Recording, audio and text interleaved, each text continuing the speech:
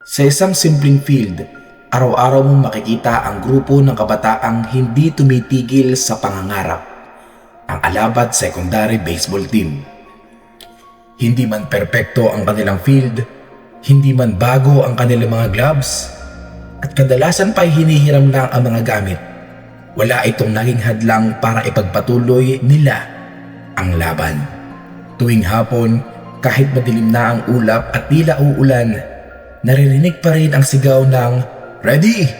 at ang hampas ng bat na may kasamang pag-asang balang araw, mas malayo pa ang mararating nila. Kaming mga coach nila ay hindi rin sumusuko katulad ng aming mga players.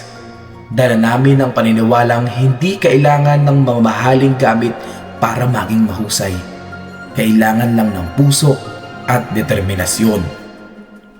Sa bawat laro, sa bawat pag-slide at pag-dive, ipinapakita nilang hindi hadlang ang kakulangan. Ang tunay na lakas ng kupunan ay nasa samahan, tiwala at buo nilang paniniwala na lalaban kami kahit ano pa ang hirap.